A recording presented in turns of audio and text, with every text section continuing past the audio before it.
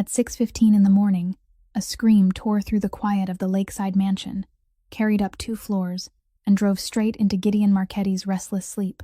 He was out of his room and down the dark hallway before he was fully awake, and he stopped at the top of the back staircase when he looked down. Adeline Rourke lay sprawled at the foot of the stairs, one wrist bent at an angle no one could look at directly, her hair loose, the morning medication tray scattered across the stone floor, and a dark line running slowly down from her temple. "Help me, somebody, please." He took the stairs 3 at a time. He knelt and slid a hand under her back to lift her, and in that same moment his palm skated across something slick spread over the stone. He stopped, pulled his hand back, rubbed 2 fingertips together, then brought them to his nose. Not water, not blood. Olive oil, the same oil that sat in a ceramic bottle on the kitchen shelf, exactly 7 steps from where he was kneeling. "Sir, I don't know what happened," Adeline said, her voice breaking, still cradling the broken wrist. Gideon did not answer her right away.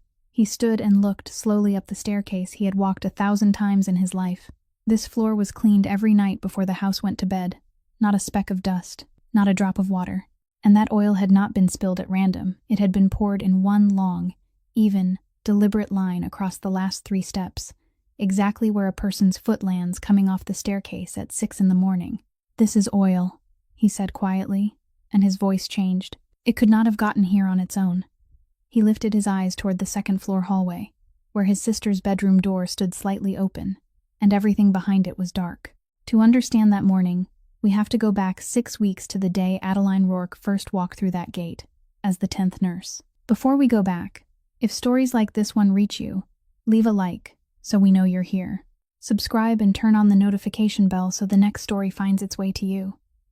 And if this one brings someone to mind, share it with them. Sometimes that's exactly what a person needs to hear today. 6 weeks before that morning, on a Tuesday afternoon, there were only 3 men and a single sheet of paper in the upstairs office, overlooking the South Chicago docks. Gideon Marchetti sat behind the oak desk with his shirt sleeves rolled high, and standing in front of him was a man holding himself straight, though there was nowhere he could hide what his hands were doing. Ezra Blackwood stood silently in the corner, as he always did. Gideon didn't shout. He didn't pound the desk. He asked only one question, very softly. "Did you decide to do that on your own, or did someone tell you to?" The man stammered that he'd thought it was a small matter, nothing worth bothering him about. Gideon gave a single nod, then pushed a thick envelope across the desk toward him. "Take it. You don't need to come back tomorrow. I only say this once." The man looked at the envelope, then at Gideon, and in that moment, he understood that he'd just been spared something far greater than the job he'd lost. He lowered his head, took the envelope, and walked out. The door closed with barely a sound. No one in that room had raised his voice. No one had lifted a hand against anyone, and yet the entire building knew exactly what had just happened. That was how Gideon Marchetti had done things for the 5 years since his father was laid to rest. Ezra stepped forward, placed a sheet of paper folded in half on the desk, and said nothing. Gideon looked at it without picking it up. "The 9th one?" "Yes, sir. She left it on the kitchen table this morning and walked out. Didn't even wait for the rest of her week's pay." Gideon leaned back in his chair. His father's silver signet ring began turning slowly around his little finger, a habit whose meaning only Ezra and Walter understood. "Tell me." 9 people. You hired them, and you were the one who saw them out through the gate. I want the real reason, not the reason they wrote in their resignation letters." Ezra thought for a few seconds, then began, his voice steady, like a man reading from a report he'd rewritten in his mind over and over for months. The first 4 hadn't left because they were treated badly. They were paid 3 times what the hospitals offered, had private rooms, had cars to take them wherever they needed to go, and every day they spent 12 hours doing nothing outside a closed door. The patient wouldn't let them take her blood pressure, wouldn't let them touch her leg, wouldn't let them stay in the room for more than 3 minutes. The second one left after 10 days, and in her letter she wrote one sentence Ezra still remembered, that she hadn't studied for 6 years, just to sit in a chair, in a hallway, listening to another person's breathing through the crack beneath a door. The next 3 were different. They weren't afraid of Laney. They were afraid of the house, afraid of the men in suits who came and went through the front gate at 11 o'clock at night, afraid of the phone calls that lit the entire ground floor at 2 o'clock in the morning, afraid of the way everyone in that house knew exactly when silence was required. One of those 3 quit after only 4 days, and didn't even ask for a letter of recommendation.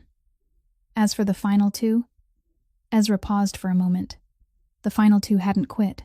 Gideon himself had dismissed them. Gideon looked up. I remember. The 7th took 37 photographs inside the house, sir, including photographs of your office and the rear gate. The 8th sold Walter's phone number to someone I still haven't been able to identify. That was why, from that day forward, no applicant had crossed the gates of the Marchetti home without first existing in full, inside a file placed on Gideon's desk for at least 3 weeks. He knew who they owed money to, who they'd lost, what frightened them. He told himself it was how he protected his sister, and in 5 years he'd never once reconsidered that explanation. The phone inside Ezra's jacket vibrated. He took it out, glanced at the screen, and Gideon noticed the slight tightening of his jaw. A number with no name, the second time that week. Ezra declined the call, slipped the phone back into his pocket, and said nothing. And Gideon didn't ask, because there was something else occupying his mind just then. He picked up the paper, unfolded it, and read all 4 carefully handwritten lines left by a woman who had tried for 19 days. Then he folded it again, set it down, and the ring on his little finger stopped turning. When he spoke, his voice no longer sounded like the man who had just sent someone out of the room with an envelope in his hand.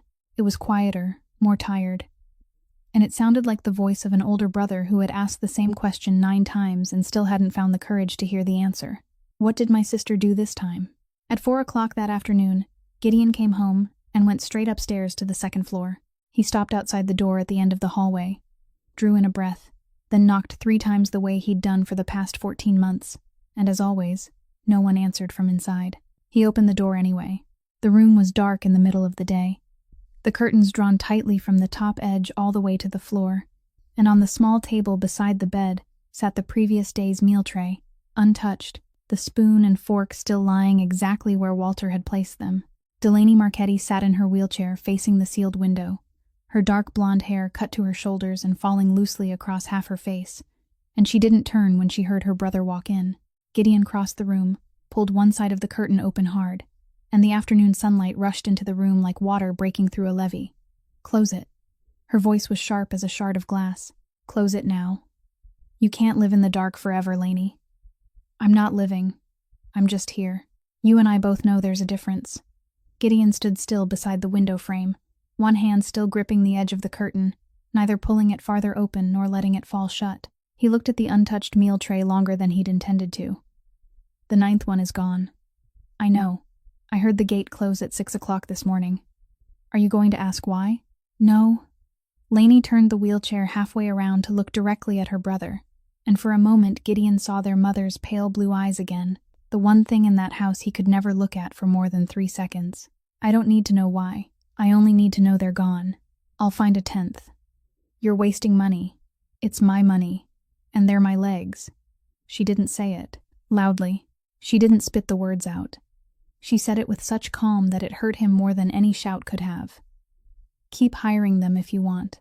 Hire 20 people. But you can't buy the thing you're trying to buy, Gideon. Before he could answer, there was a knock at the door, and Walter showed Dr. Rosalie Chambers inside. She'd spent 6 years working in rehabilitation with spinal cord injury patients at the city hospital, and she wasn't the kind of person who knew how to soften the truth by circling around it.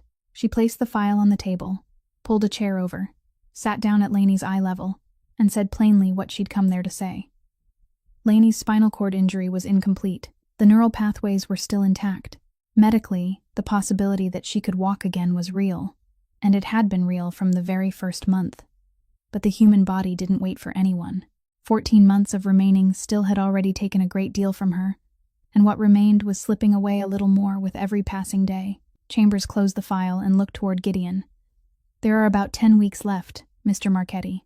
After that point, the muscle function that hasn't been activated won't come back. I don't mean it will come back slowly. I mean it won't come back at all. I'm not giving you that number to frighten anyone. I'm giving it to you because this is not negotiable. The entire room fell silent. Gideon could clearly hear the clock ticking in the hallway. He looked at his sister and waited for something. A blink, a question, a sigh, anything at all. Lainey remained still. She listened to Dr. Chambers from beginning to end, with the expression of someone hearing a weather forecast for a city she didn't live in. Chambers stood, rested a hand on her shoulder for 1 second, then said goodbye and walked out. Her footsteps faded down the hallway, and only after the door had closed completely did Lainey turn toward her brother. She smiled. It wasn't a happy smile. It was the kind of smile worn by someone who'd just heard a joke only they understood. Go ahead and keep hiring them. I've got plenty of time. That night, after every light in the house had gone dark, Delaney Marchetti sat alone in the darkness of the room where she hadn't allowed anyone to open the curtains for 14 months. She opened her phone, went into her voice messages, scrolled all the way to the bottom, and found the last recording she'd managed to keep. She turned the volume down as low as it would go, so low she had to press the phone close to her ear to hear it clearly, because she was afraid someone in the hallway might hear. Her mother's voice came through, only 11 seconds long, asking whether she'd be home for dinner that night because she'd made the dish Lainey loved. Lainey listened to the whole thing. Then she played it again. When it ended, she placed the phone face down on her lap, sat motionless in the darkness for a long time, and finally switched off the only small lamp still glowing in the room. Across the city, in a one-room apartment on the 4th floor of a building with no elevator, Adeline Rourke sat at the small kitchen table and reread the top sheet from the stack of letters she'd stopped opening one envelope at a time. They all came from the same place, and they all said the same thing. She lifted a glass of water with her left hand, and beneath the overhead light, the burn scar running across her palm looked paler than the skin around it. Hanging against her chest from a thin chain was a wedding ring she hadn't worn on her finger in 3 years. She set the glass down, folded the letter, and picked up her phone to call the agency and confirm that she'd be there the following afternoon. The interview took place in the study of the Marchetti home at 2 o'clock on Thursday afternoon. Walter Ashby showed her in, closed the door, and Gideon Marchetti gestured toward the chair across from him. He didn't begin with a question. He spoke first, and he spoke plainly. He told her his sister was 20 years old, that she'd been in a wheelchair for 14 months, and that during those 14 months, 9 women had walked into that house and then walked back out again. He told her that if she accepted the position, she'd live in the house 6 days a week. Then he paused and told her the part all 9 women before her had been required to hear. The Marchetti family controlled the Southern Docks, a construction union, and 3 transportation companies. There were men who came knocking on the door late at night. There would be nights when the lights downstairs stayed on until morning, and if any of that made her uncomfortable, he wouldn't hold it against her, and she was free to stand up and leave right now. Adeline didn't stand. She placed her notebook on her lap, opened it, and began asking questions. She asked for the complete medical record, not the summary provided by the agency. She asked for the original diagnostic report, the level of injury according to the classification scale, and how much neural conduction had been documented as remaining. She asked for the most recent muscle strength score, when it had been measured, who had measured it, and whether anyone had reassessed it during the past 6 months. She asked about the current prescriptions, the dosages, and who gave the patient her medication every morning. Gideon answered the first 3 questions and began slowing down on the 4th. Ezra had to go downstairs to retrieve the records. When the file was placed on the desk, Adeline turned through it page by page, taking her time, and Gideon noticed that she stopped for a long while at one page near the end. She looked up. "Sir, this covers 14 months, and every functional assessment contains the same note. Patient refuses physical contact. 9 nurses, and not one of them was allowed to touch the patient, not even to take her blood pressure. I want to know why."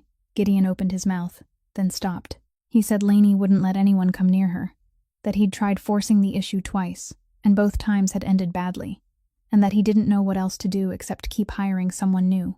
Adeline closed the file and rested her hand on top of it. "Then I need you to answer one question, and I need you to answer it truthfully, because your answer will determine how I do my job.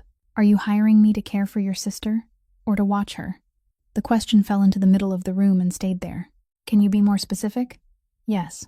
If you're hiring me to watch her, then my job is to make sure she doesn't get worse, and I'll sit in the hallway for 12 hours a day just like the 9 before me, and you'll have an 11th person here within another month. If you're hiring me to care for her, then there will be times when I'll have to do things she doesn't want me to do, and there will be days when you hear her crying behind a closed door. I need to know now whose side you'll be on when that happens, because if you change your mind halfway through, I won't be the one who pays the price. She will." Gideon turned the ring on his little finger once, then stopped. "Care for her. Are you sure?" "I'm sure." Adeline nodded, wrote one line in her notebook, then closed it. And she asked her final question more slowly than any of the others. Not like an applicant questioning a prospective employer, but like someone who had just read 14 months of a 20-year-old girl's life on paper and discovered an empty space in the middle of it. Sir, did those 9 people leave because of your sister, or because no one ever asked her what she's afraid of? Gideon Marchetti didn't answer. In the file on Adeline Rourke that had been sitting on his desk for 3 weeks, there was her date of birth, her address, the amount of money she owed, her husband's name, and the date he died, everything Ezra had been able to find about this woman. Not one page contained that question. He stood and held out his hand. Adeline rose and shook it, and in that moment he saw the scar running across her left palm, old and healed, shaped like the mark left by something a person would have had to grip very tightly. He didn't ask. The following Monday morning, Adeline Rourke walked through the gates of the Marchetti home, carrying a suitcase and a bag of professional equipment, and Walter Ashby was the one who came out to meet her. He gave her a brief tour, without lingering or offering unnecessary explanations. This was her room, on the ground floor in the west wing.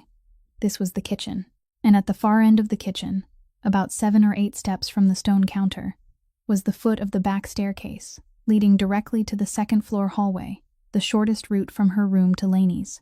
Walter stopped there and pointed upstairs. "You'll use these stairs in the morning. Everyone in the house uses them, Miss Rourke. The main staircase is only for guests." He added that the floor in this area was cleaned every night before the household went to bed, something he'd done himself for 15 years and never entrusted to anyone else. Then he led her back to the kitchen, poured her a cup of tea, and Adeline asked what rules she needed to know in this house.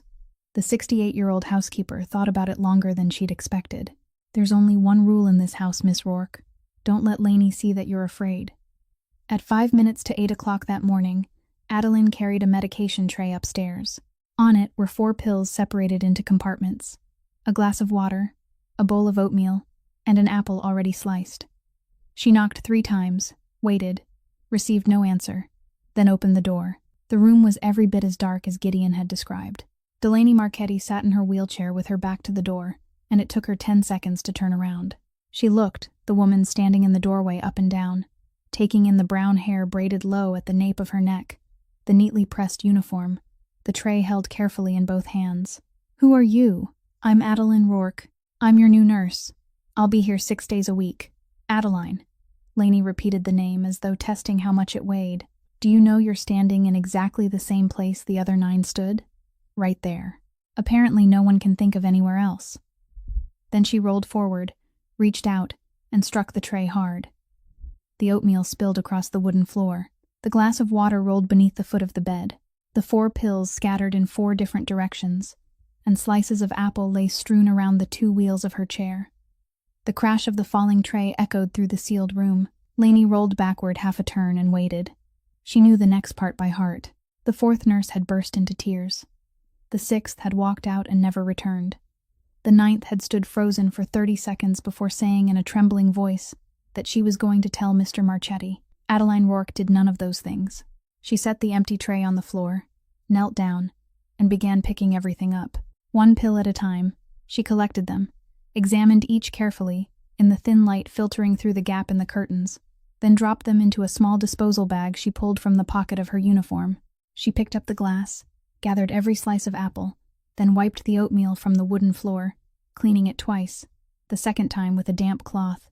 During those 4 minutes, she didn't look up at Laney once, and she didn't say a single word. When she was finished, she picked up the tray, stood, and walked out. The door closed behind her. Laney sat in the darkness, listening to the footsteps fading down the back staircase, and realized that her heart was beating faster than usual, though she didn't understand why. 8 minutes later, there were 3 knocks at the door.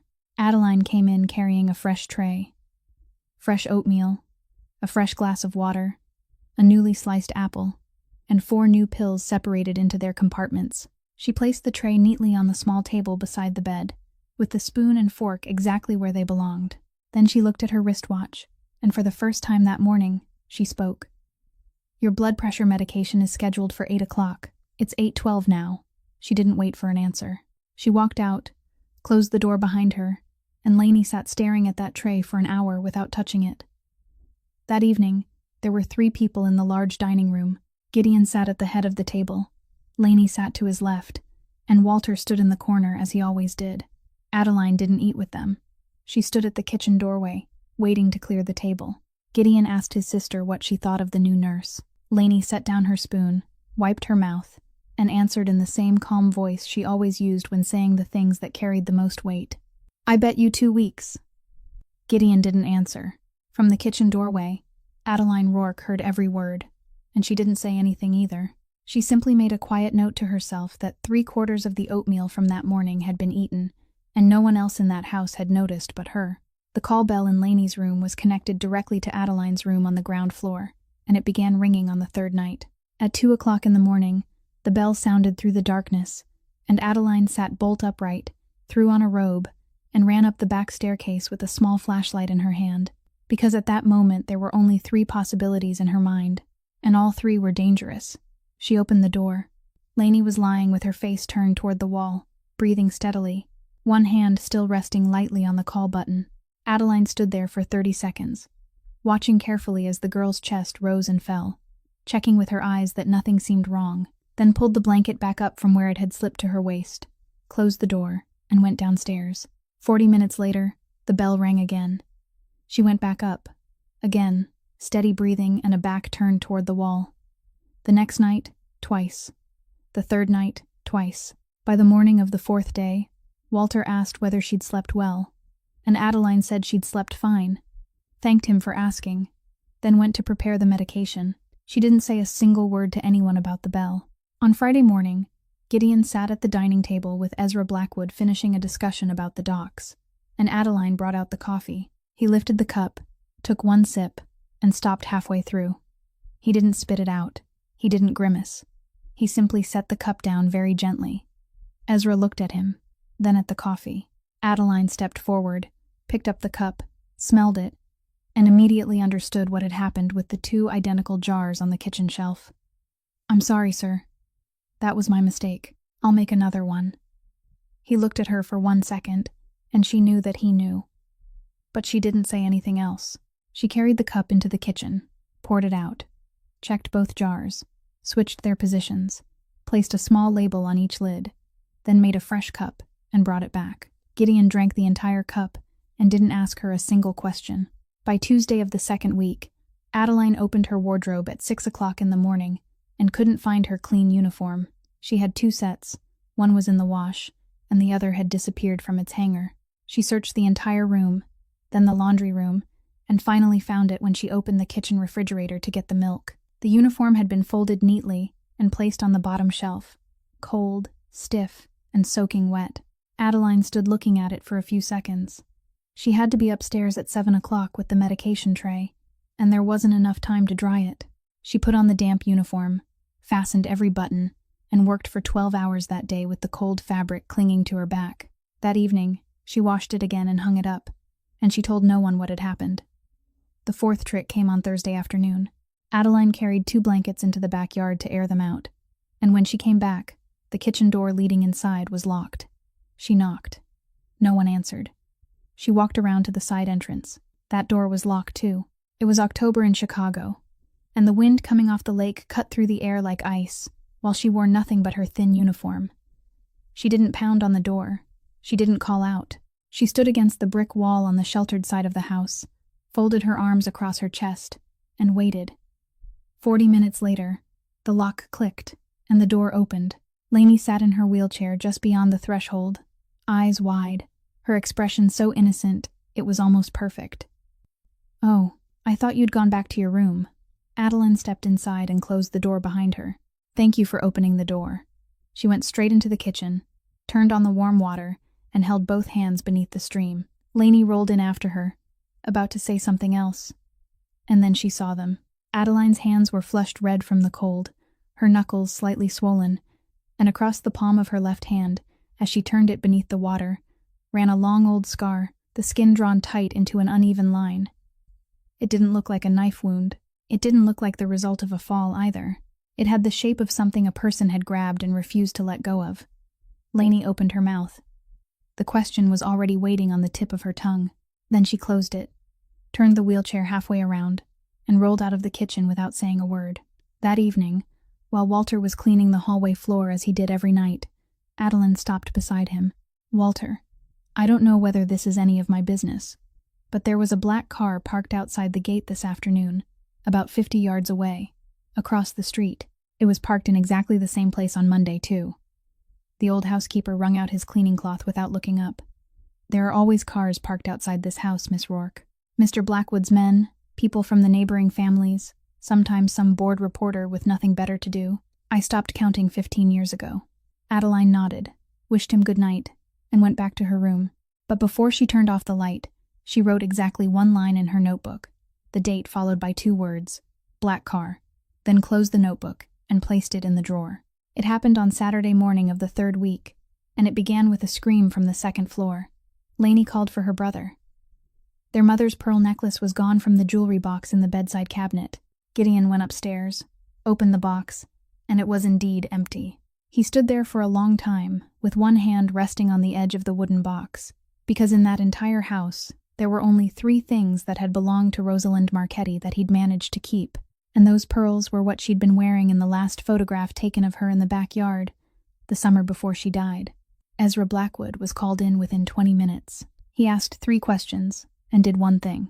The 3 questions were, who had been upstairs the day before, who had entered this room, and who had keys to the rooms on the ground floor. The one thing he did was have his men search the rooms of every member of the household staff, beginning with the newest. Adeline stood in the West Wing hallway, while 2 of Ezra's men entered her room. She didn't ask whether they had a warrant. She didn't ask why they were starting with her room. She stood straight, her arms resting at her sides, staring directly ahead like someone accustomed to waiting in hallways, while other people decided what would happen to her. 3 minutes later, one of the men came out carrying the wool coat she'd hung behind the door, and inside its right pocket was the pearl necklace. The hallway went completely silent. Walter, standing at the far end, raised a hand to his mouth.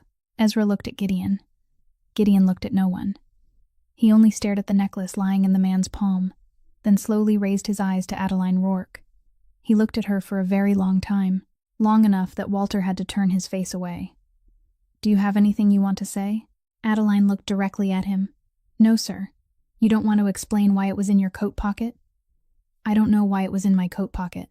I can't explain something I don't know. And I don't want to stand here and invent a reason just because it sounds believable." Ezra spoke then, his voice dry, saying that, in his experience, innocent people always had more to say than that. Adeline turned toward him.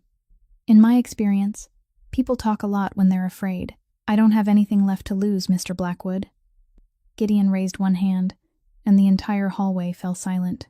He took the necklace, closed his hand around it, then told Ezra that Miss Rourke was staying, that her work would continue as usual, and that no one was to mention the matter to her again. Ezra didn't object in front of the others, but half an hour later, in the study, he said plainly that Gideon should have the 2nd-floor hallway cameras from the previous night reviewed, and Gideon agreed. At 9 o'clock that evening, after the house had gone quiet, there was a knock at the study door. Adeline stood outside holding her professional notebook. She hadn't come to defend herself. She'd come to ask for something. "Sir, I heard that you're going to have the camera footage reviewed. That's your right, and I have no objection. But there's one thing I'd like to ask of you." "Go ahead. Please remove the camera from the section of hallway outside Lainey's room." Gideon looked up. "Do you understand what you're asking, Miss Rourke? Something that went missing was found in your coat pocket this morning." "I understand. And I know that if I stay quiet, that camera may prove I'm innocent. But let me ask you something. For 14 months, she hasn't left her room, hasn't gone outside, hasn't had friends visit more than twice a month. Her entire world is contained within 4 walls and one stretch of hallway. She's already lost the ability to walk, sir. Please don't take away her right to be alone, too. A 20-year-old girl who knows there's a machine recording every time she opens her bedroom door will eventually stop opening that door altogether. And if she doesn't open that door, I can't do the job you hired me to do." Gideon Marchetti turned the ring on his little finger once, very slowly. He thought about the answer he'd given her during the interview when she'd asked whether he was hiring her to care for his sister or to watch her, and he remembered how certain he'd sounded. "All right, I'll have it removed tomorrow morning." Adeline thanked him and left. She didn't know that she'd just created a blind spot inside that house, and that 6 weeks later, That very blind spot would make it impossible for anyone to prove what had happened on the final 3 steps of the staircase. On her way back to her room, she turned into the kitchen to get some water and stood there making a phone call. At the far end of the dark hallway, Delaney Marchetti sat motionless in her wheelchair and heard everything.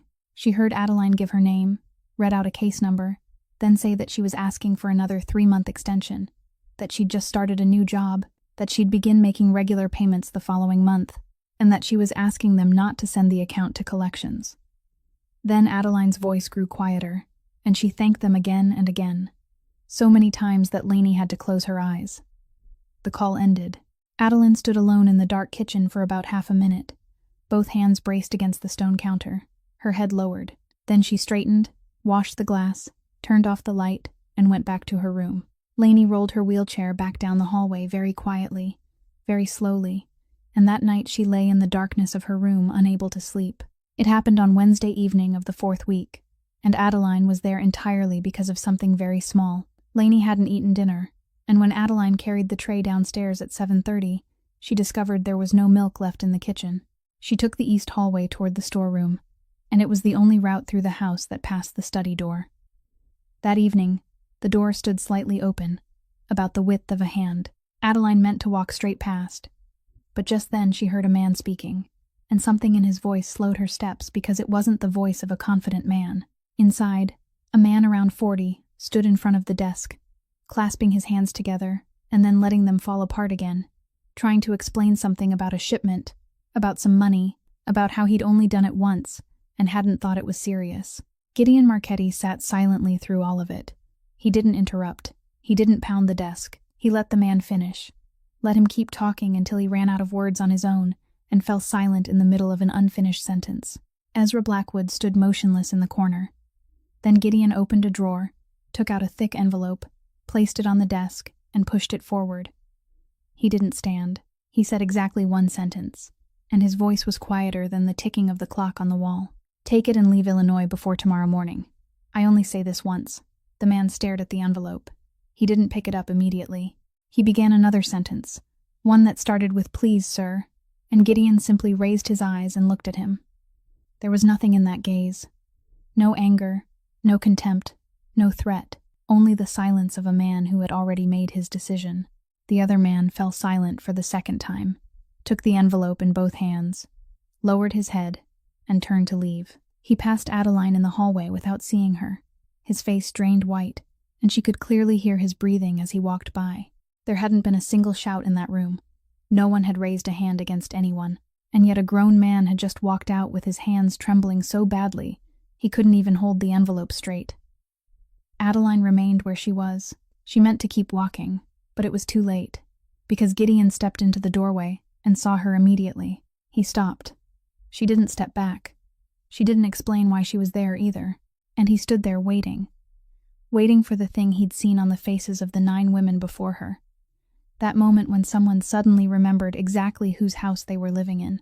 He waited for it to appear in Adeline Rourke's eyes. It didn't. "How long have you been standing there?" "About 2 minutes, sir. I was going down to the storeroom for milk." "You heard everything?" "Yes." "And you're still standing here?" Adeline shifted the tray to her other hand.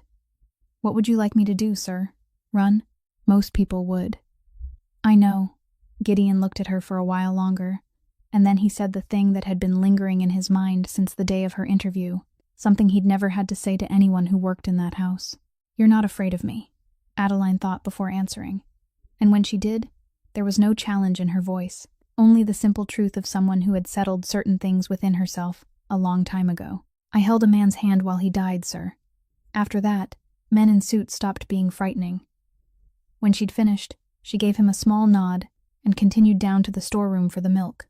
Gideon remained at the threshold of the study long after the sound of her footsteps had disappeared completely. In the file that had been placed on his desk 3 weeks before the interview, there was a line containing the date and address of a warehouse fire on the southwest side, the name of a man who worked as a firefighter, and 3 words written at the end of the line, "Died at scene." He'd read that line 3 times. It had never occurred to him that someone had been there. Ezra stepped out of the study, closed the door behind him, and stood beside Gideon. He didn't say anything about what had just happened. He spoke about something else. The black car was parked outside again this afternoon, sir. Third time in 2 weeks. Same place, about 50 yards from the gate. Gideon didn't turn his head. Check it out. That Friday night, a storm rolling in from the lake knocked out power across the entire neighborhood, and by 11 o'clock the Marchetti mansion had fallen completely dark. The backup generator was in the garage, and Walter would need at least 15 minutes to get it running. Adeline was in her room when she heard a sound upstairs, something falling, followed by the sound of breathing. She grabbed the small flashlight she always kept in the drawer and ran up the back staircase. She pushed open the door.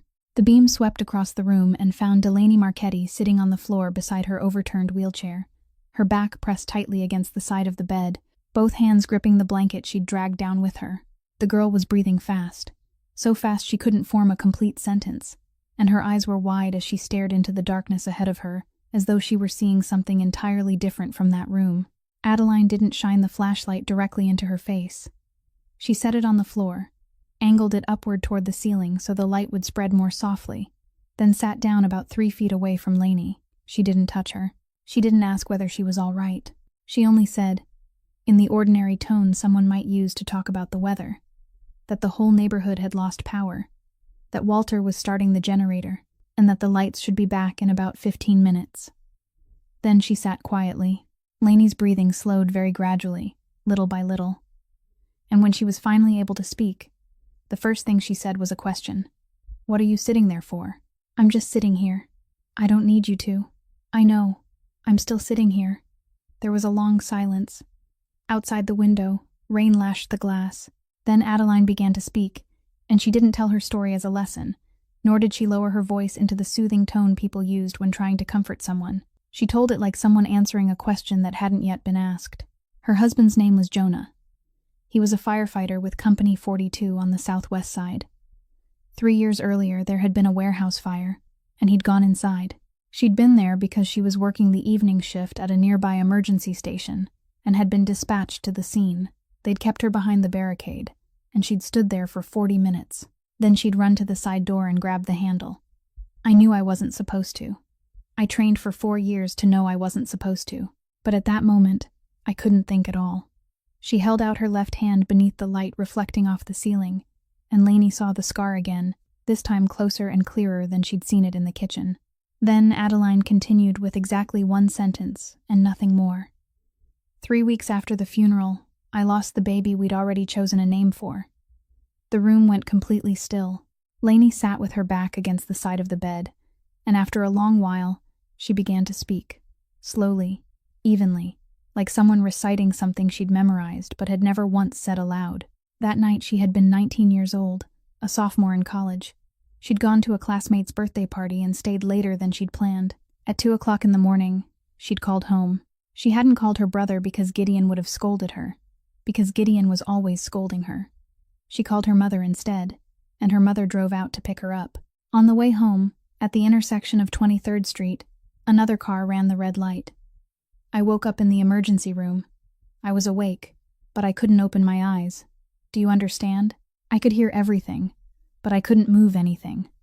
2 people were standing outside in the hallway talking. They thought I was still unconscious. Lainey stopped. Outside the window, the generator sputtered loudly and then died again. One of them said, "I heard she called her mother out of the house at 2 o'clock in the morning." The other one said, "Then the wrong person is lying in that bed." After she said it, she stopped. She didn't explain anything else. But Adeline understood immediately. Understood all 14 months in the space of 3 seconds. Understood why 9 women in white uniforms had walked into that room and then walked back out again. Lainey hadn't been driving them away. She'd been driving away that sentence, night after night, every time another white uniform passed her doorway. Adeline didn't say those 2 people had been wrong. She didn't say they had been right either. She sat silently for a while before answering, and she didn't lower her voice. "I've done this work for 9 years. I know exactly that tone. That's the voice of someone who's just finished a 14-hour shift, just pushed a gurney into the morgue, and is standing in a hallway believing no one can hear. People say their cruelest things when they're exhausted and think no one is listening. That doesn't make them right. It only makes them human." Then she turned and looked directly at the girl sitting on the floor. "But you've built a 14-month prison sentence out of 1 sentence spoken by 2 people whose faces you don't know, whose names you don't know, who may not even remember that night anymore. You let two strangers sentence you, Lainey, and you're serving that sentence for them. At that exact moment, the lights came back on. The entire room flooded white. Lainey blinked several times, and Adeline waited for a shout, an order to leave, something to be thrown across the room. Nothing came. Delaney Marchetti didn't say another word. She allowed Adeline to help her back into the wheelchair, allowed her to pull the blanket up, allowed her to pick up the flashlight and switch off some of the ceiling lights. And from that moment until the door closed behind her, she didn't speak once. The next morning, when Adeline carried the medication tray upstairs at 5 minutes to 8, Lainey was already sitting by the window, and in the same voice she'd used 3 weeks earlier, she said the oatmeal was cold and told her to take it downstairs and warm it up, as though the night before had never happened. At 9 o'clock that morning, the telephone in the study rang. Dr. Rosalie Chambers was calling to ask how things were going, and before she hung up, she repeated the exact 3 words Gideon had been counting down day by day ever since her visit. 6 weeks left. At 3 o'clock on Tuesday morning of the 5th week, Adeline woke thirsty and went down to the kitchen for some water. She stood at the sink, finished the glass, and was about to return to her room when she heard a sound from the 2nd floor. It wasn't the bell. It wasn't something falling. It was a breath, long and heavy, the kind of sound 9 years in nursing had taught her to recognize immediately as the breathing of someone exerting themselves. She set the glass down and went up the back staircase without taking her flashlight and without calling anyone. She stopped outside Lainey's door, listened for a little longer, then opened it. In the faint yellow glow of the nightlight on the floor, Delaney Marchetti was standing. Both hands gripped the side of the bed, her knees trembling violently, her hair plastered to her forehead, and her nightgown soaked with sweat and clinging to her back. The wheelchair sat about 10 feet away, facing the wall. Neither of them said anything for 10 seconds. Adeline didn't cry out. She didn't rush forward. She remained still in the doorway, and the first thing she did was look down at the 2 bare feet planted on the wooden floor, watching how the weight was distributed, studying her stance, and inside her mind, the nurse went to work before the woman did. She closed the door behind her. How long? Lainey didn't answer immediately. She lowered herself onto the edge of the bed, breathing hard, and wiped her forehead with the back of her hand. 4 months. 4 months. Every night. From midnight until almost 3 o'clock. I locked the door. Adeline stepped forward, pulled out the small chair, and sat facing her about an arm's length away. Why didn't you tell anyone? Lainey looked down at her hands. It took her a long time to speak, and when she finally did, there was no defensiveness left in her voice. Because the day I walk out of this room on my own 2 feet, everyone will breathe a sigh of relief. My brother will hug me. Walter will cry. Dr. Chambers will write in my chart that I'm recovering well. Then everyone will tell each other, thank God, it's over. It's over. Do you understand? Everyone will get to go back to their lives. She looked up. And my mother still won't come back. I don't want this to be over. As long as I'm sitting in that chair, it still isn't over. And as long as it isn't over, I'm still paying for something. Adeline sat silently. In 9 years of nursing, she'd met patients who hid their medication, hid their pain, hid the fact that they'd fallen in the bathroom. She'd never met anyone who hid the fact that they were getting better. Lainey leaned forward and grabbed her wrist, squeezing hard enough that Adeline could feel the girl's pulse beating through her fingers. Don't tell my brother, please. 1 word from you, and tomorrow he'll have an entire team of doctors in this house. There'll be someone watching me 24 hours a day. There'll be reporters. Relatives will come over to take pictures. I can't bear that. Adeline didn't nod. She looked down at the hand gripping her wrist, then slowly loosened Lainey's fingers, placed her hand on the edge of the bed, and spoke in the same voice she used when telling a patient's family something they didn't want to hear. Listen carefully. I'll keep this for you for 3 weeks, not 1 day longer. Lainey's head snapped up. I'm not finished. In return, you practice every night, and you do it the way I teach you, not the way you've been figuring it out on your own for the past 4 months. You're standing wrong. You're putting all your weight on your right leg, and if you keep practicing like that for another month, you'll ruin your left knee before you can take 3 steps out that door. You eat when I tell you to eat. Take the medication I give you, and every morning you let me examine you once. On the 21st day, either you tell your brother yourself, or I tell him. Lainey fell silent. I'm going to make this clear so there can be no misunderstanding. I do this work under my professional license, Lainey, not on empty promises. If anyone finds out I've hidden this, I lose my license, and I won't be allowed to practice in this state again. I'm putting the only thing I have left on the table. 3 weeks is all the time I can give you. Do you understand? A long time passed before Lainey nodded. From that night forward, a new routine began operating inside the house without anyone noticing. Adeline moved dinner 40 minutes earlier and told Walter that the patient was having trouble digesting food at night. She changed 2 medications on the morning tray and recorded a professionally valid reason in the chart. She asked to move Dr. Chambers' assessment from Thursday afternoon to Monday morning, explaining that the patient was most alert at the beginning of the week, and the doctor agreed without asking further questions. Every night, after the rest of the house had gone dark, Adeline went upstairs, closed the door, and for 2 hours taught a 20-year-old girl how to stand properly. No one in the house knew, and in the notebook kept inside the drawer in her room, beneath the dated line followed by the 2 words, "Black Car," Adeline Rourke added one more line, containing only a single number written out in words. 21. On the 9th day of the 21 days, Bryn Callahan and Talia Reyes came to visit. They were the only 2 people who still came, and this was their 2nd visit that month. Adeline brought tea upstairs and then went back down, but the bedroom door didn't close completely, and when she returned to collect the tray, she heard the end of their conversation. Bryn was speaking in a light, casual voice, as though they were discussing shopping. "You're doing it wrong. She can put up with all those little tricks. Spill things, lock doors, hide things. 3 months from now, she'll still be sitting here. If you want to get rid of someone like that, you can't go after her. You have to go after your brother. You have to make your brother think she can't take care of you. It only takes once, just once for him to see something happen to you while she's on duty, and it's over." Talia set down her teacup. "Bryn, stop." "What? She hasn't done anything to you. She hasn't done anything to us." Bryn laughed, the kind of laugh people use to end an argument instead of winning it. "Talia, you're too soft." Then she turned to Lainey and added that she was only saying it.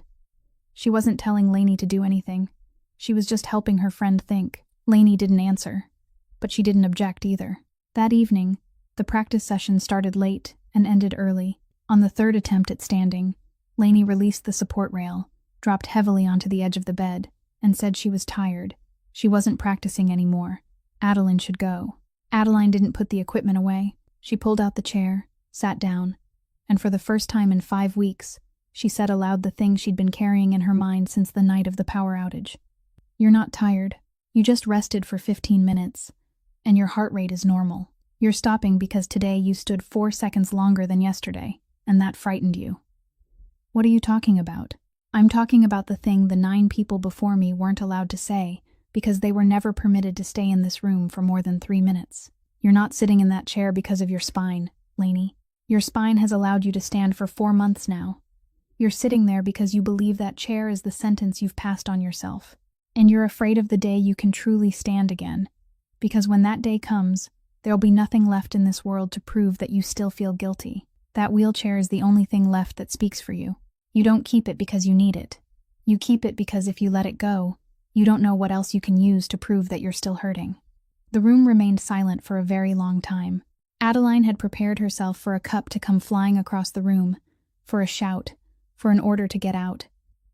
Lainey did none of those things. She slowly sat straighter, and when she spoke, her voice was very calm, so calm it was chilling. "You say I'm sentencing myself." "Yes." "What about you?" Adeline looked up. "You stood behind that barricade for 40 minutes. You told me yourself. Your husband was inside, and you stood outside for 40 minutes, and by the time you ran over there, you couldn't even open a door." Lainey looked directly into her eyes. "Did you come here to make me stand up? Or are you trying to save someone who's already dead?" There wasn't a sound in the room.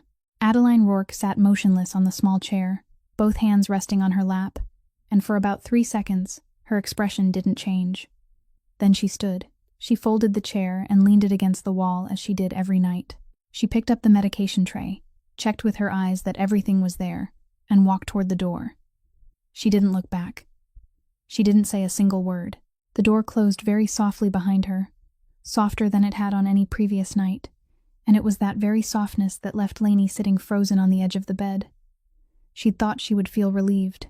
She'd thought that if she struck the right place, the fight would be over. But as Adeline's footsteps faded down the back staircase, the only thing she felt was something terribly cold rising inside her chest. And she realized that in 14 months, this was the first time she'd hurt someone without being able to tell herself it had only been a joke.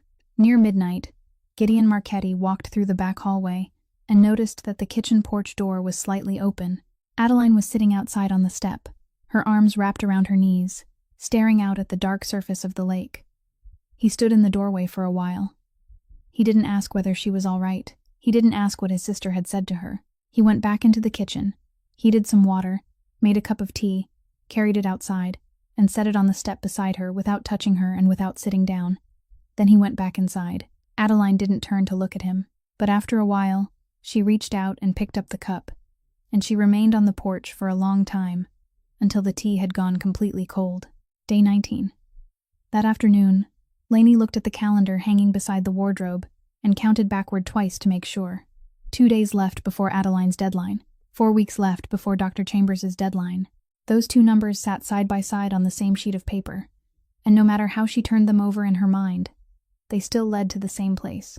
Within 48 hours, she would have to sit across from her brother and tell him that she'd been able to stand for 4 months, that for all 4 of those months, she'd let him keep hiring people, let him keep paying them, let him keep begging her to try one more time.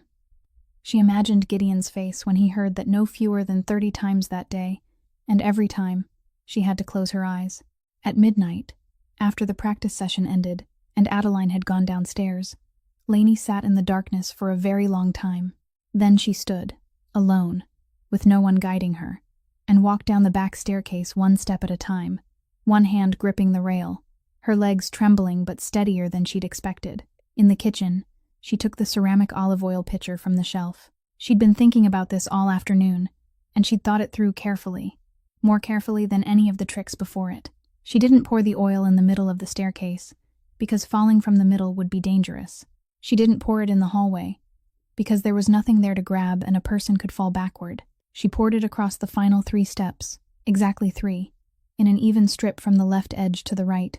A fall from the last 3 steps would only mean a missed footing, a collapse to the floor, maybe bruised knees and a scraped elbow at worst.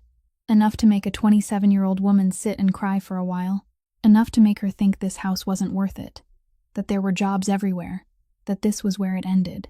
Enough to stop everything before Lainey had to tell her brother the truth. She wiped the mouth of the pitcher with a paper towel, put it back in exactly the same place on the shelf, washed her hands twice, and went back upstairs using the main staircase. Then the longest 2 hours of her life began. She reached her room close to 1 o'clock in the morning, and she didn't get into bed. She sat on the floor with her back against the closed door, and inside her mind, the thought began to grow. She would go back down and wipe it up. 3 minutes. A towel and 3 minutes.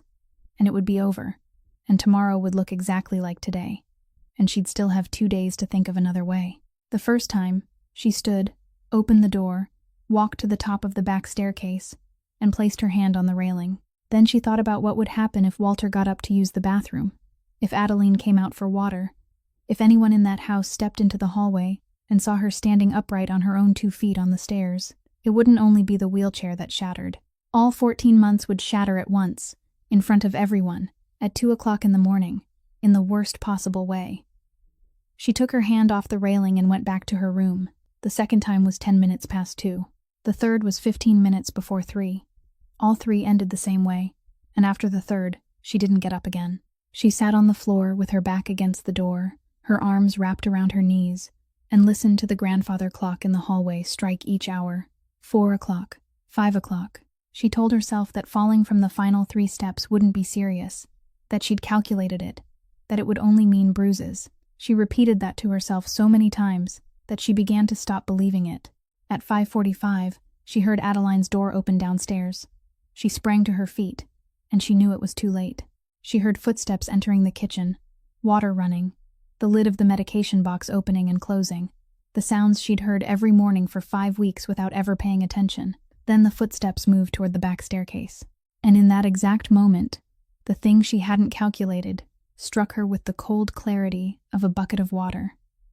Adeline never held the railing. Adeline always carried the medication tray with both hands, one supporting the bottom, the other steadying the edge. so carefully that not a single pill shifted, every morning, for 5 weeks, right in front of her. She wouldn't have a free hand at all. Lainey opened her mouth to call out. Too late. The scream echoed through 2 floors at 6:15 in the morning, and Delaney Marchetti ran on her own 2 legs, all the way to the end of the 2nd floor hallway. She looked down. Her brother was already there, kneeling on the stone floor beside the woman lying at the foot of the staircase. Lainey stood frozen at the end of the hallway for about 2 seconds. Then she stepped backward, 1 step at a time, deeper into the darkness, toward the wheelchair beside her bedroom door, and sat down. She sat there with both hands gripping the sides of the chair, her heart pounding like a drum inside her chest. And downstairs she heard her brother calling for Walter, calling for Ezra, calling for a car. At the hospital that afternoon, the doctor read the results to Gideon in the hallway. A broken left wrist that would need to remain in a cast for at least 6 weeks. A mild concussion requiring 48 hours of observation. 12 stitches at the temple. Gideon listened to everything, nodded, thanked the doctor, then stood alone in the hospital hallway for a very long time, slowly turning the silver signet ring on his little finger. Gideon Marchetti began the investigation that very afternoon in the study, with Ezra Blackwood and Walter Ashby standing across from his desk. He asked 3 questions. Who had been in the house the night before? Who could have reached the foot of the back staircase without being seen? And who had been the last person to touch that olive oil pitcher? Walter answered the last question first. He'd used it at 7 o'clock that evening to dress the vegetables, put it back on the shelf, and clean the kitchen floor and the foot of the staircase at 10 o'clock at night, just as he'd done for the past 15 years.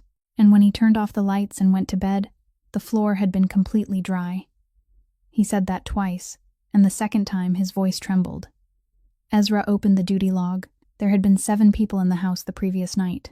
4 were in the rear outbuilding, more than 100 yards from the main staircase, and all 4 had been working the night shift in the garage, with their whereabouts independently confirmed. Walter had been in his private room on the ground floor of the north wing. Adeline had been in the west wing, and Lainey had been on the 2nd floor. Gideon waved a hand the moment Ezra reached the last name. Skip her. Sir, I'm only reading the complete list. I know you're reading the complete list. But listen to me. That girl has been in a wheelchair for 14 months. She can't even get herself into bed without someone helping her. The back staircase has 19 steps, and no elevator. Are you telling me she crawled down 19 steps, poured oil on them, then crawled all the way back up? Ezra didn't answer. Gideon continued, his voice dropping lower. She locks her door every night. Do you know why? Because she doesn't want anyone seeing her when she has to ask someone else to help her use the bathroom. Don't make me hear that name one more time in this room. Then he turned to the cameras. Ezra looked at him and said nothing for 3 seconds. And those 3 seconds were the answer. The camera covering the 2nd floor hallway and the entire east wing had been removed 3 weeks earlier at Miss Rourke's own request, and Gideon himself had given the order to remove it. The back staircase lay entirely within that blind area. There wasn't a single frame of footage from the previous night. Gideon remained silent for a long time after hearing that. The remaining piece was the gate. Denny Kovac had been on the night shift in the guardhouse, and the log showed that he'd left his post at 2:15 and returned at 2:35, 20 minutes. When he was called in, he said he'd received an internal call reporting a noise at the rear gate, that he'd gone to investigate, found nothing, and returned. Ezra had the house switchboard checked. There hadn't been a single internal call that night, not one, from any telephone in the house, all night long. Denny Kovac went pale and swore that someone had called him, and Ezra wrote down his exact words before sending him out. When the door closed, Ezra Blackwood placed the logbook on the desk and said the thing he'd been keeping to himself since noon. Sir, there's one more possibility I have to say out loud, and if you want to fire me for it, then fire me. Say it. She could have staged the whole thing herself. Gideon looked up. Hear me out. The 9 people before her all left with nothing. None of them received $1 beyond their wages. Rourke has a $90,000 debt with the city hospital, and last week she had to call and ask for an extension. A fall from the last 3 steps isn't going to kill anyone, sir, but it's enough to put someone in a cast for 6 weeks, enough to create a medical record, and enough to make this family pay her an amount she'd never earn working as a nurse. I'm not saying she did it. I'm only saying you're dismissing the possibility too quickly. Gideon stood, walked to the window, and remained there for a long time with his back to Ezra. Did you see her face when I helped her up? I arrived 10 minutes after you did. Then you didn't see it. He turned around. It wasn't her. Close this. Ezra nodded and left. But the seed he'd planted remained in that room. And Gideon Marchetti knew perfectly well that he'd dismissed it on instinct rather than evidence. And that was something he'd never done in the 5 years he'd occupied that chair. At the hospital, Adeline Rourke lay in bed with her left arm in a cast from the elbow down to the hand, staring at the ceiling throughout the afternoon. She knew. She'd known from the second Gideon's palm slid across the stone floor that morning and he raised his fingers to his nose. There was exactly one person in that house who could walk down those stairs at midnight without anyone knowing, and Adeline was the only person in the world who knew it. One sentence from her and everything would be over. She would be cleared. Denny Kovac would be left alone, and she would keep the job and the salary on which her entire future now depended. But speaking also meant pushing a 20-year-old girl into the middle of that room, in front of her brother, on the very day before she'd had the chance to speak for herself. And staying silent meant allowing a gate guard who'd never done anything wrong to carry the blame for 20 minutes he couldn't explain himself. At 4 o'clock that afternoon, the hospital room door opened. Gideon Marchetti walked in, pulled the plastic chair close to the bed, and sat down. He didn't ask whether she was in pain. He looked directly into her face. Is there something you want to tell me, Miss Rourke? Adeline Rourke opened her mouth, and before she could say the first word, the hospital room door flew open. Delaney Marchetti stood in the doorway. No one was supporting her. She had no crutches. One hand gripped the doorframe while the other hung at her side. And the wheelchair had been left behind in the hallway about 6 feet away, turned sideways, abandoned there like an object that no longer had anything to do with her. Gideon slowly rose from the plastic chair. He couldn't say a word. In the past 14 months, he'd imagined this moment no fewer than 1,000 times. And in none of those imaginings had it happened in a hospital room, in front of a woman wearing a cast, because of his sister. Lainey looked at her brother. Then she looked at Adeline lying in the bed, at the cast on her arm, at the white gauze taped over her temple, and it took her several seconds before she could speak. She didn't begin with an apology. She didn't explain anything first. It was me. The room went deathly still. I've been able to walk for 4 months, and I'm the one who poured the oil. No one moved. Gideon stood motionless beside the hospital bed, one hand still resting on the back of the chair. Lainey tightened her grip on the doorframe and began to tell them everything, one thing at a time, in order, her voice flat and dry like someone reading back her own sworn statement. She told them that she'd started practicing alone 4 months earlier, every night, from midnight until almost 3 o'clock, with the door locked. She told them she'd hidden it because she was afraid of the day everyone would breathe a sigh of relief. She told them that the night before last, she'd walked down to the kitchen using the back staircase, on those very legs, taken the ceramic pitcher from the shelf, and poured oil over exactly the final 3 steps, not the middle of the staircase, because she'd calculated that a fall from the last 3 steps would only leave bruises. When she finished that sentence, she stopped, and for the first time, her voice faltered. I calculated it. I spent the whole afternoon calculating it, and I was wrong. Then she told them the part no one had forced her to tell. She told them about the 2 hours that followed, about the 3 times she'd gotten up and gone to the top of the staircase intending to walk down and clean it, and how all 3 times she'd taken her hand off the railing and returned to her room, because if anyone had stepped into the hallway and seen her standing there, everything would have shattered at once. She told them she'd sat on the floor with her back against the door until 5:45, that she'd heard the downstairs door open, and she'd known it was too late. She told them she'd forgotten one single thing, that Adeline always carried the tray with both hands. I was standing at the end of the hallway when you ran downstairs. I saw everything. Then I backed away and sat down in that wheelchair because I didn't have the courage to go down there. She didn't ask for forgiveness. She didn't say she hadn't meant for it to happen. She didn't mention Bryn Callahan, or a single word Bryn had said in her room 10 days earlier. She told them everything, then fell silent, still gripping the doorframe, because she didn't dare take another step into the room. From the hospital bed, Adeline spoke. Sir, there's my part too. Gideon turned toward her. I've known she could walk for 3 weeks. I caught her at 3 o'clock in the morning on Tuesday of the 5th week. I didn't tell you. I gave her a 3-week deadline, and I told her that on the 21st day, either she would tell you herself, or I would. The night she poured the oil was day 19. During those 3 weeks, I changed her meal schedule, changed her medication, moved Dr. Chambers' appointment, and entered professionally valid reasons in the records, so no one would ask further questions. You can review every page of my notes. It's all there, every day. She paused. That's professional misconduct, sir. Not a minor violation. If you report me to the state licensing board, I'll lose my license, and you have every right to do that. As for firing me, you don't need my permission. I'm asking only one thing, that if you do it because I kept the truth from you, not because of her. Lainey turned sharply toward her. Adeline, be quiet. Gideon Marchetti said nothing. He didn't shout. He didn't strike the side of the bed. He didn't ask another question. He sat down in the plastic chair beside the hospital bed, rested both hands on his thighs, and began turning his father's silver signet ring around his little finger. Once, then again. The only sounds left in that room were the heart monitor and an ambulance passing beneath the window. Walter Ashby had told Adeline on her first day that there was only one rule in that house, and she'd thought he was joking. Now, lying in a hospital bed and watching that man sit silently turning the ring on his finger, she finally understood why the 9 women before her had been more afraid of that house than of the girl behind the locked door.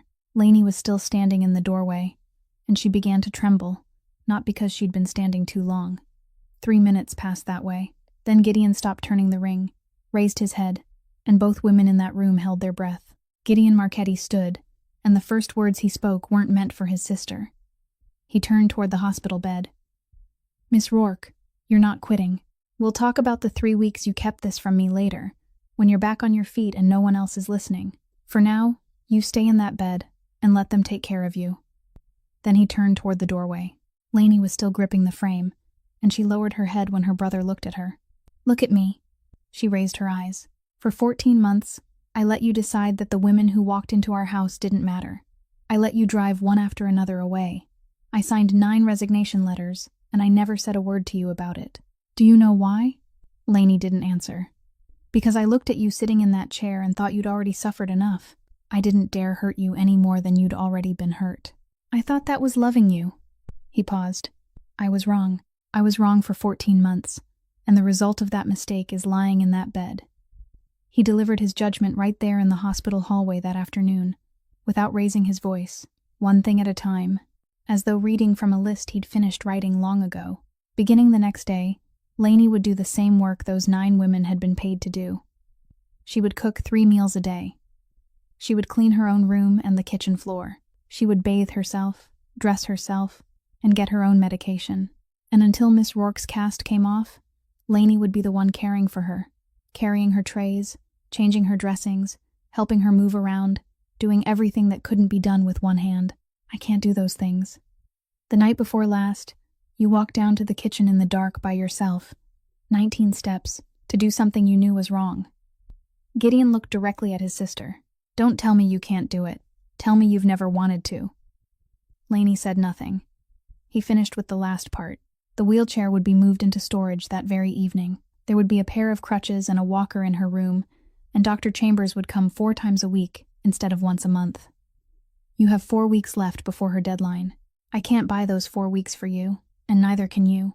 Whatever you want to keep between now and then, you'll have to earn for yourself.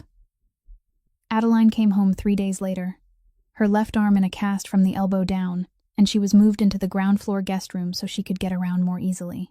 For the first 2 days, she didn't see Lainey once, but both evenings, she clearly heard the tapping of crutches on the wooden floor outside the hallway, coming closer to her door, stopping there for about half a minute, then retreating again. The first time, the second, then the third. By the second evening, when the sound of the crutches stopped outside her door again, Adeline spoke in an ordinary voice, without even looking toward it. I know you're standing out there. Come in. I don't bite. The door opened a little. Lainey came in on her crutches, stopped 3 steps from the bed, and didn't seem to know what to do with her hands.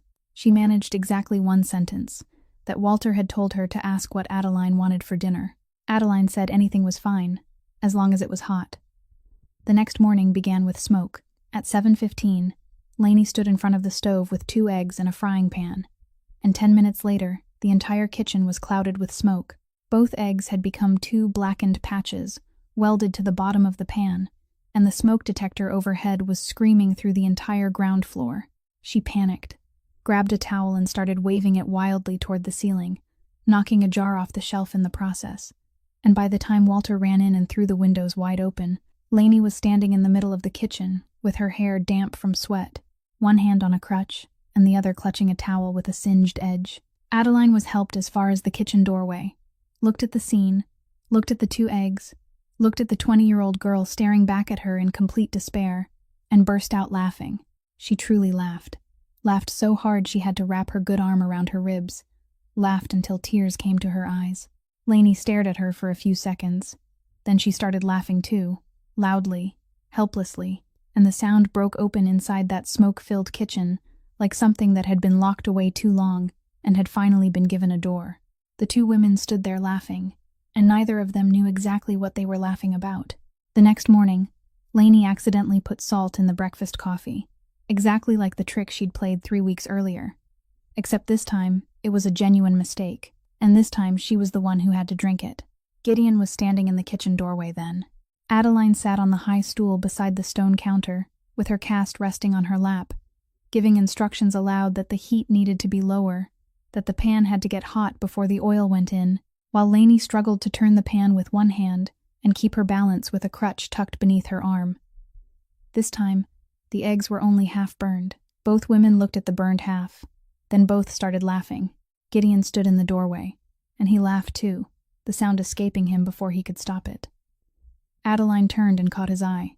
He didn't look away. I'd forgotten what laughter sounded like in this house.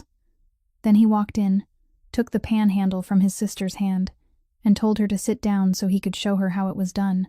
The first practice session after the wheelchair was moved into storage took place in the ground floor living room, and it began with a fall. Lainey let go of her crutches on the 3rd step. Her left leg couldn't keep up, and she went down onto the carpet. She lay there for a few seconds, then looked up at Adeline, and in her eyes was the reflex born from 4 months of practicing alone behind a locked door, the reflex of waiting for a hand to reach down and help her. Adeline sat in the chair with her left arm in a cast resting on her lap, and she didn't move. I'm not pulling you up. My arm is broken. Lainey looked at the cast. Everyone falls, Lainey. Falling is the body's part. Getting back up is yours. The girl remained there for a few more seconds.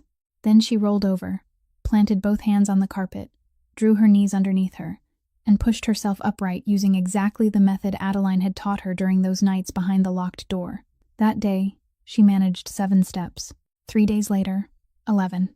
By the end of the 2nd week, she could walk the entire length of the living room without holding on to anything, and Adeline wrote that number in her notebook with her right hand, the handwriting crooked and slanted, but she wrote it down anyway. Bryn Callahan arrived unannounced one Thursday afternoon, with Talia beside her. She walked through the kitchen and stopped in the doorway, and the sight in front of her made her laugh.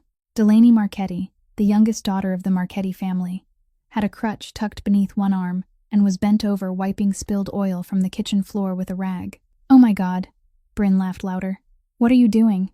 Did your brother really turn you into a maid? Take a picture for me, Talia. Talia didn't raise her phone. She put her bag on a chair, walked over, sat down beside Lainey, and picked up the 2nd rag from the bucket. Bryn looked at the 2 of them, then gave a mocking laugh and said, Fine.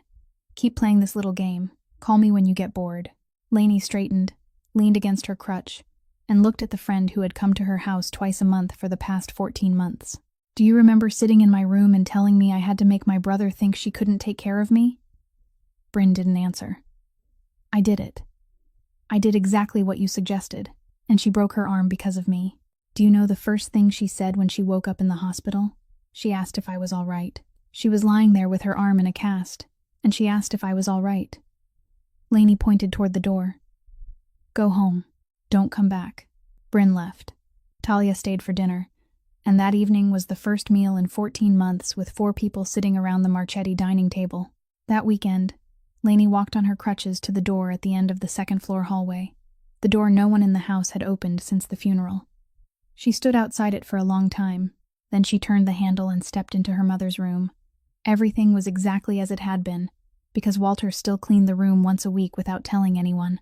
Lainey walked over, sat on the edge of the bed, laid both crutches down on the carpet, and remained there in silence for a long time. Then she cried. She cried out loud, cried in the way she hadn't allowed herself to cry for 14 months because she'd believed she had no right to. The following Monday evening, Adeline was sitting in her room, reading through her notes when the door opened. Lainey carried in a dinner tray, and she wasn't using crutches. She walked in on her own 2 feet, slowly, but without holding on to anything. She placed the tray neatly on the table, the spoon and fork in exactly the right positions, exactly the way Adeline had done throughout those first 5 weeks. Then she stepped back once, and she knelt down. Adeline set the notebook aside. "Lainey, please let me say this." The girl lowered her head. "I called everything I did to you little jokes. The bell at 2 o'clock in the morning, the salt jar, your uniform in the refrigerator, locking the door while you stood outside in the cold for 40 minutes. I kept telling myself over and over that they were only jokes. Do you know why? Because if I called them what they really were, I'd have to admit that I was doing the one thing I hate most in this world, hurting someone who'd done nothing wrong to me." She raised her head, and the necklace too. "I didn't plant it on you. I took it from my mother's cabinet right after the funeral, and I kept it for 14 months without anyone knowing. That day, I was going to put it back in the box when I heard someone in the hallway, so I shoved it into the nearest coat. But the next morning, when they found it in your pocket, I had 3 days to speak up, and I didn't. I stood there and watched my brother suspect you for 3 days. I used to think cowardice was less terrible than cruelty. I'm not so sure anymore."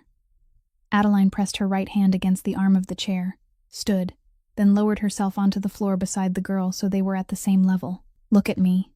Lainey raised her face, wet with tears. "I forgave you before the day you finished the entire tray of food I brought upstairs. Do you remember that day? I do. Because in 14 months, I was the first person to carry that tray back downstairs with nothing left on it." Outside the room, the door stood open about the width of a hand. Gideon Marchetti was there, one hand still resting on the doorknob. He'd heard everything.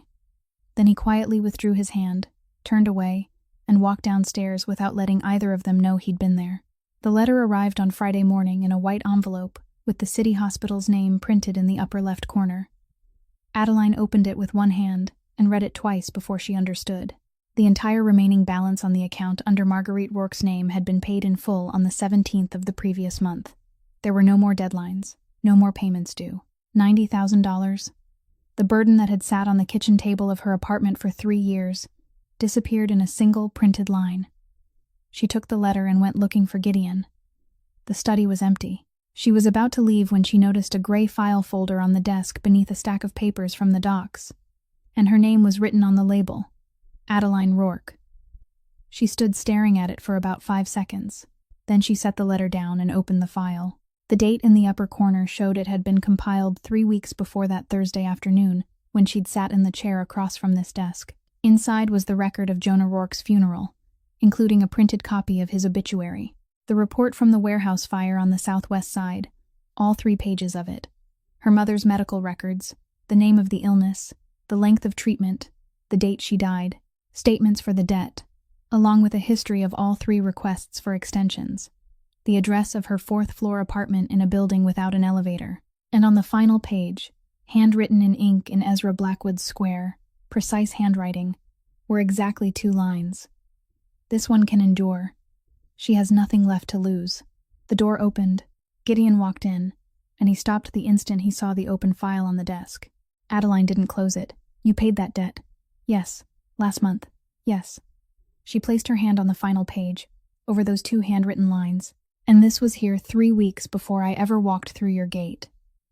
Gideon said nothing. "I thought I got the job because I was better than the other 9. I sat in that chair and asked you about muscle strength scores, prescriptions, medical records, and I walked out of this room feeling like, for the first time in 3 years, someone had looked at me as a person who knew how to do her job." Her voice didn't rise, but it broke in the middle of the sentence, and it was the first time in 7 weeks Gideon Marchetti had heard it break. "You weren't looking for a nurse, sir. You were looking for a woman who'd already lost enough that she wouldn't run away. You needed someone your sister couldn't drive out, and you chose me because I was the cheapest. Not in wages. Cheap in the possibility of leaving." Gideon didn't deny a single word. He walked forward, stopped on the other side of the desk, and told her the truth. "I read that file 3 times, and after the 3rd time, I told Ezra to cross your name off the list." Adeline looked up. I told him to find someone else, because I thought someone who'd already lost that much shouldn't walk into this house. I didn't want one more person leaving here with less than she had when she arrived. That interview was supposed to be a formality so I could send you home properly. He placed one finger on the file. I hired you after you sat in that chair and asked me whether those 9 people had left because of my sister, or because no one had ever asked what she was afraid of. That question isn't in this file, Miss Rourke. Not on a single page. Ezra knew how much you owed and the date your husband died, but no one in this city knew you were going to ask me that question.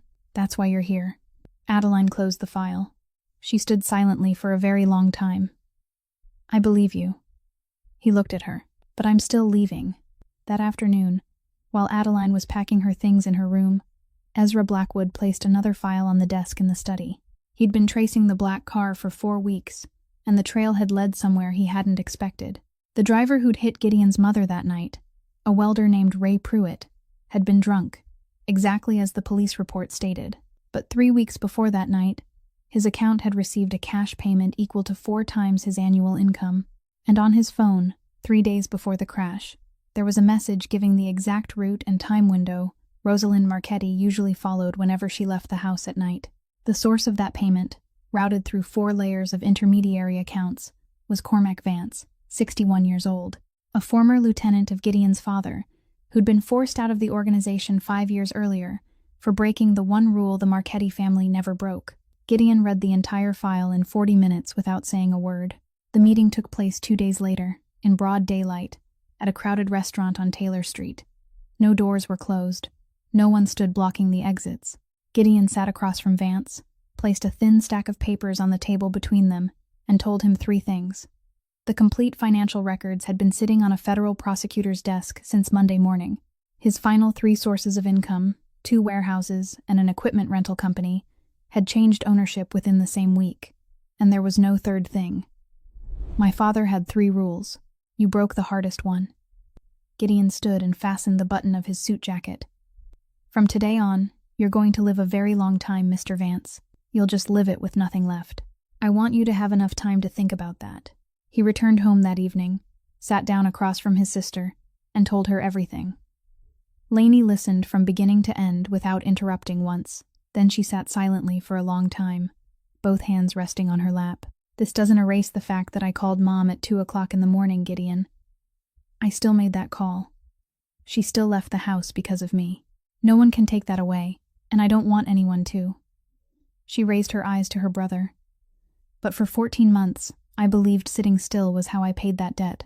Now I know someone was waiting for Mom to come through that gate, and for an entire year he still sat down to dinner every day while I stayed in that room. Lainey rose from the chair without holding on to anything. I'm not sitting anymore, Gideon. 12 days later, Adeline Rourke walked out of her night shift at the public hospital at 7 o'clock in the morning, her left arm still in a cast, her eyes burning after 12 hours without sleep. The parking lot behind the emergency department was nearly empty. Mist from the lake still clung to the car windows, and she'd taken about 10 steps when she stopped. At the far end of the parking lot, a young woman was standing. No wheelchair, no crutches, no one holding her up. Delaney Marchetti saw her and began walking toward her. She moved slowly, her left leg still not quite keeping pace with her right, and every few steps she had to pause for half a second to regain her balance. But she didn't reach for a single car. Adeline stood frozen in the middle of the parking lot and watched that girl cross all 32 meters on her own 2 feet. I took a cab here at 5 o'clock this morning. Lainey was breathing a little hard, her face flushed from the cold. I sat in the car and waited until your shift ended. My brother doesn't know where I am. Then she reached into her coat pocket, took out a sheet of paper folded into quarters, opened it, and handed it to Adeline. It was an application for readmission for the spring semester, and on the line-marked field of study were 2 words: physical therapy. Do you know why I chose this? Adeline couldn't speak. That night when the power went out, I told you to leave, that I didn't need you. You said you knew, but you were still going to sit there. Lainey looked directly at her. No one in my entire life had ever said that to me. For 14 months, everyone either pitied me or walked away. No one ever stayed without demanding that I get better right away. I want to learn how to say that to someone else. She folded the paper again and placed it in Adeline's hand. I walked across this whole parking lot, Addie. But you're still running. You taught me not to hide anymore, so don't hide anymore." That evening, the rain came and went, leaving water glistening on the steps of the Marchetti kitchen porch. Adeline sat in exactly the same place where she'd sat on the night Lainey had said the cruelest thing she'd ever said to her. And Gideon brought out a pot of tea, set it down, then sat on the step some distance away. He said nothing for several minutes. Then he poured tea into 2 cups and pushed one toward her. "I'm not asking you to forgive me. I did what I did, and I won't pretend I didn't know what I was doing." He looked out across the lake. "I'm only asking you to give me one chance to let you know me through something other than a file." Adeline picked up the cup with her right hand. She didn't answer immediately, and he didn't ask again. The 2 of them sat there in silence until they heard the door open behind them. Lainey stood in the kitchen doorway carrying a bag of groceries, and she looked at the 2 people sitting on the steps with the pot of tea between them. She smiled, her eyes glistening with tears. "So this is why you've been smiling so much lately?" Neither of them answered. Lainey walked past them, set the groceries down, then went straight to Adeline's suitcase standing beside the door and pulled it back inside the house. "You're not going anywhere. I still don't know how to cook those eggs. Some wounds don't live in the bones, and people can carry them for years without anyone ever seeing them. You can't save another person by pitying them. You save each other by believing that the other person can still stand again, and then staying long enough to witness it happen. Kindness isn't weakness. Sometimes it's the strongest thing in a house filled with powerful people. And sometimes, the person who pulls us out of the darkness is the very person we tried with everything we had to push away." This story ends here, but there's one thing I'd truly like to ask you. If you were Adeline, would you have stayed silent for 3 weeks to keep a promise to a girl who had made your life so difficult? Or would you have told the truth from the very beginning? Leave your thoughts in the comments, because we genuinely want to hear what comes from deep within your heart. If today's story touched you, please hit the like button, share this video with the person who came to mind while you were listening, and subscribe to our channel and turn on notifications so that more meaningful stories can find their way to you every day. May you and your family always have abundant health, a joyful life, and peace in every day ahead. Thank you for listening. Goodbye, and we'll see you again in the next video.